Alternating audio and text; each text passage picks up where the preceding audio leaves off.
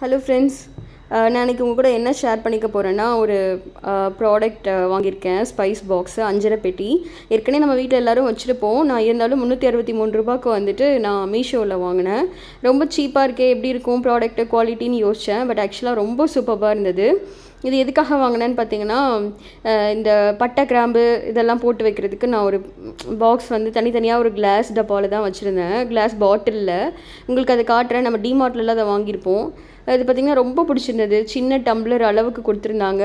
நமக்கு தாராளம், ரொம்ப ஏராளம். இது நம்ம பட்டை கிராம்பு இதெல்லாம் போட்டு வைக்கிறதுக்கு, நட்சத்திர பூ இதெல்லாம் வைப்போம் பார்த்திங்களா, அதுக்கு ஒரு 7 கொடுத்துருந்தாங்க உள்ளே. ஆட்டிலாம் பார்த்தேன், லைக் ஆக்சுவலாக கெட்டியாக இருக்கா, எப்படி இருக்குது அப்படின்னு சொல்லிட்டு ரொம்ப நல்லா இருந்தது.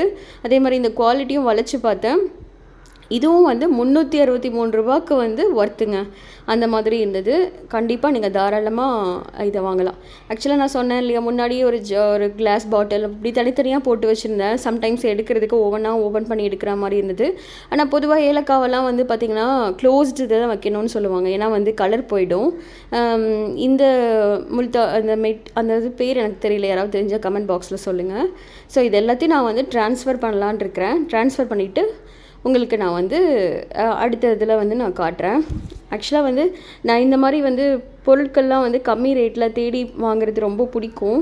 உங்களில் யார் இந்த மாதிரி வந்து பொருட்கள் வந்து சமையல் பொருட்கள், பாத்திரங்கள் இதெல்லாம் வாங்குறதுக்கு ஆசைப்படுவீங்கன்னு சொல்லிட்டு எனக்கு கமெண்ட்டில் சொல்லுங்கள். தேங்க்யூ.